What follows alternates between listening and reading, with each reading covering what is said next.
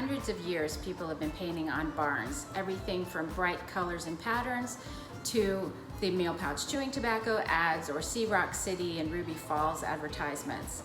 But in 2001, a woman named Donna Sue Groves decided to draw attention to local business while honoring her mother, who is a quilt maker. And so she painted a single quilt block, very oversized, on her barn, and thus the modern barn quilt was born. So today we're going to be using sanded plywood and 1x2s to make a barn quilt. We're going to be doing this size, which is a 3x3, but you do not need to do anything so large. If you have a small space, you can do something very small like this 10 by 10 inch square. You still get that really bold graphic look, and depending on the colors and patterns you choose, it can be anything from really country to really modern. So I will outline how to do it, and I hope that you try it for yourself. Before we get started, I just want to give credit where credit is due. All of my pattern ideas came from Pinterest. Why reinvent the wheel when people have already done such a masterful job of coming up with such beautiful designs? This is pegboard. You probably have seen it in a number of people's garages or any place where they want to organize things. But what I used this for was to mark out the quilts.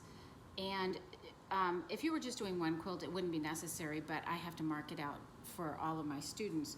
And the reason I chose it is because it's got holes at 1 inch intervals. So what I've done is draw out my design, and I don't have to measure because they're all at 1 inch intervals. And then I just took a pencil and put the pencil into the hole and just made little dots.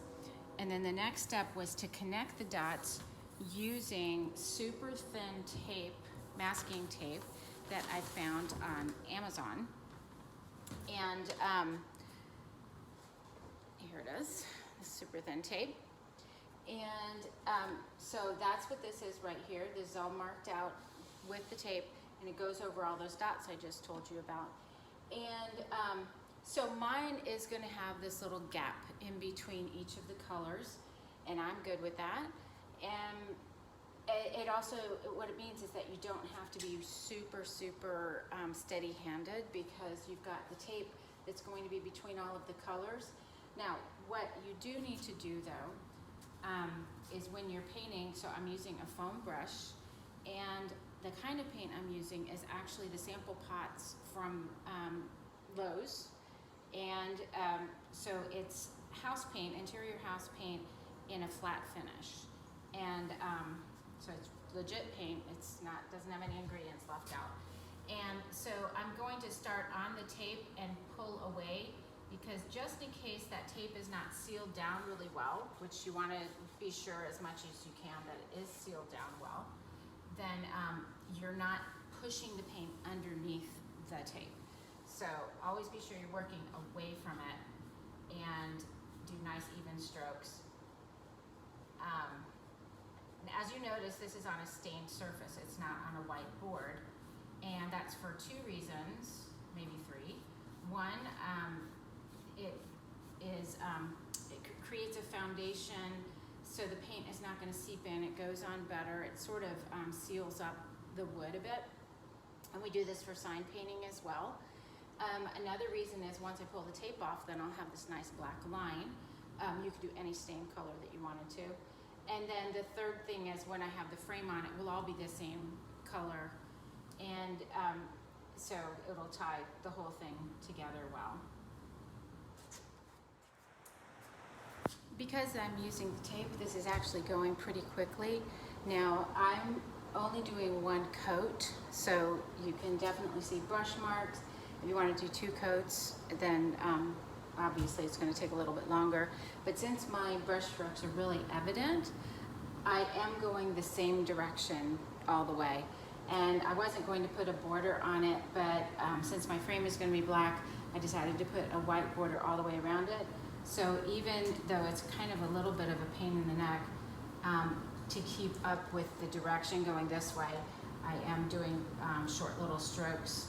Again, starting on the tape and moving my way off of it. You may be wondering why I chose to mask off every one of the colors like this. And the reason is I'm doing this as a class and we have 3 hours, so they need to have as little in their way of getting finished as possible. So if you have the tape between all the colors, then you can paint all at the same time or quickly. You don't have to wait for every color to dry. Whereas if you just masked off one color and then painted and then had to mask off another, then you might be pulling paint off. So this is just a more efficient way to do it if you have just a limited amount of time to get it done. Okay, now for the fun part, I'm getting ready to peel the tape off.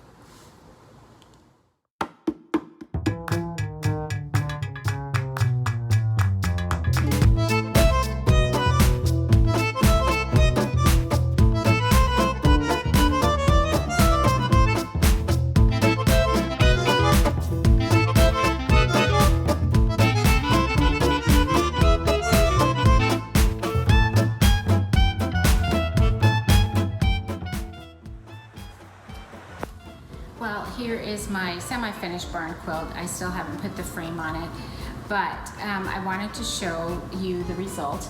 So this is one coat of paint, and as you can see, there are streaks in it, and that works for what I'm doing. And you notice that there are gaps in between each color, and that's where the tape was. You can see some of my pencil dots now that I've pulled the tape off. I don't think that's gonna bother me, and if it does, I'll just use an eraser to take them off. If you don't like that look of having the gap, it does look a bit like a Mondrian painting, I will admit that.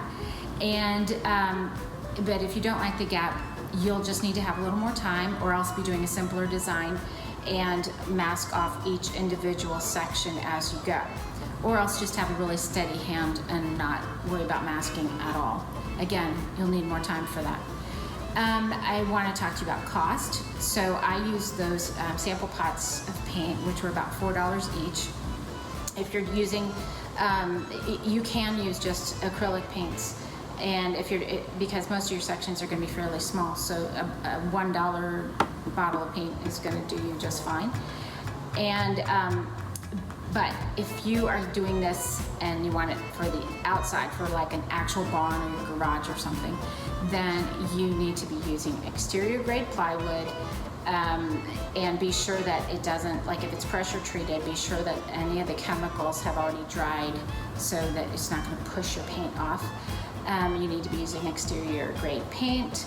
I wouldn't recommend just using regular interior paint and then putting an exterior varnish over the top.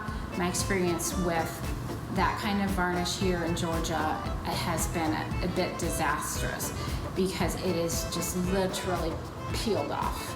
And so even a professional house painter told me that that just doesn't work. So if you want to have these on the outside, best recommendation is to put them on a covered porch, somewhere protected where that southern sun is not going to just be beating the mess out of it. So mine's going in the playroom, as I said, and so it's going to be just fine down there. Just have kid abuse, but no, my kids are fine. They'll be fine. So anyway, I hope you have learned what you needed to learn for this. If you have any questions, you can reach out to me, and you can find me on Instagram and on Facebook at Chicks with Tools. Also, you can check out our family website, which is carethhouse.com, and we've got an online store there, and as well as my blog and our hospitality blog.